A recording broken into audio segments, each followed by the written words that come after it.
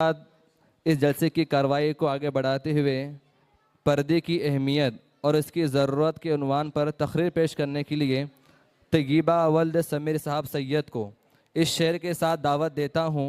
कटा सकती है सर अपना मगर सजदा न छोड़ेंगी, कटा सकती है सर अपना मगर सजदा न छोड़ेंगी, बेटियाँ उम्मत मुस्लिमा की कभी पर्दा न छोड़ेंगी।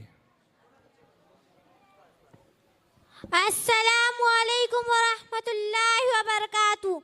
नहमदुहु व नुसल्ली अला रसूलिहिल करीम, अम्मा बाद, फ़अऊज़ु बिल्लाहि मिनश शैतानिर रजीम। बिस्मिल्लाहिर रहमानिर रहीम। या अय्युहन नबिय्यु कुल लिअज़वाजिका व बनातिका व निसाइल मुमिनीन युदनीना अलैहिन्ना मिन जलाबीबिहिन, ज़ालिका अदना अन युअरफ़ना फ़ला युअज़ैन, व काना अल्लाहु गफ़ूरर रहीमा। सदक़ल्लाहुल अज़ीम।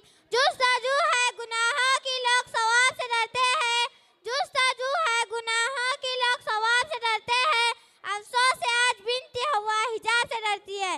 सदर मोहतरम हाज़िरीन जलसा और मेरी मुअज़्ज़ज़ माएँ और बहनें, आज मैं अल-फतेह मस्जिद के इस अज़ीमुश्शान इजलास आम के मौके पर कुछ अहम बातें अर्ज़ करने की कोशिश कर रही हूँ और दुआ करती हूँ कि अल्लाह पाक इस जलसे को कबूल फरमाए और जो भी बातें कही जाएगी अल्लाह ताला हम सबको इस पर अमल करने की तौफीक अता फरमाए, आमीन। सामाईन मुअज़्ज़ज़, मैं आपके सामने कुरान मुक़द्दस की एक छोटी सी आयत तिलावत की हूँ जिसमें अल्लाह ताला फरमाते हैं कि ए नबी सल्लल्लाहु अलैहि वसल्लम, अपनी बीवियों और बेटियों और अहले ईमान की औरतों से कह दो अपने ऊपर अपनी चादरों के पल्लों को लटका दिया करे। यह ज्यादा मुनासिब तरीका है ताकि वो पहचान ली जाए और न सताई जाए। बेशक अल्लाह ताला गफूरुर रहीम है। अज़ीज़ सामाईन इकराम, हिजाब के माने पर्दा करने के हैं। हिजाब से मुराद ये है कि औरत अपने मुकम्मल जिस्म को ढांपे और नामहरम के सामने बेपर्दा होकर ना जाए। जरूरत इस बात की है कि ये समझा जाए कि इस्लाम कोई कैद नहीं बल्कि जिंदगी को आसान बनाने का तरीका है। इस्लाम ने इंसानों की हिदायत और कामयाबी का पैगाम देता है। इस्लाम कोई औरत पर जुल्म नहीं करता बल्कि इनकी हिफाजत के लिए पर्दा करने का हुक्म देता है और जो इस्लाम के पैगाम को छोड़कर जिंदगी गुजारे दुनिया व आखिरत इसके लिए अज़ाब की शक्ल बन जाती है। अगर कोई लड़की और ये कहे कि इस्लाम ने औरतों पर जुल्म कर रखा है तो औरतें ये बात सुन ले कि जो मकाम और मर्तबा इस्लाम में है वो किसी धर्म और मज़हब में नहीं है।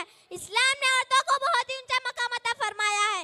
मेरी मुअज़्ज़ज़ ख़वातीन, अगर आप तारीख़ी किताबों का मुताला करेंगे तो आपको इसका इल्म हो जाएगा कि जो इस्लाम ने एहसान औरतों पर किया है इसका हक़ क़यामत की सुबह तक हरगिज़ अदा नहीं हो सकता। आप इस्लामी किताबें पढ़िए और कुरान को पढ़िए, सूरत निसा की तफसीर को उठाकर देखिए।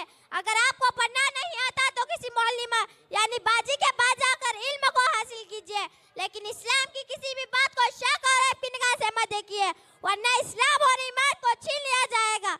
और आगे सुनिए, हिजाब में आज चीज़ें बहुत ज़रूरी है। नंबर 1, हिजाब मुकम्मल।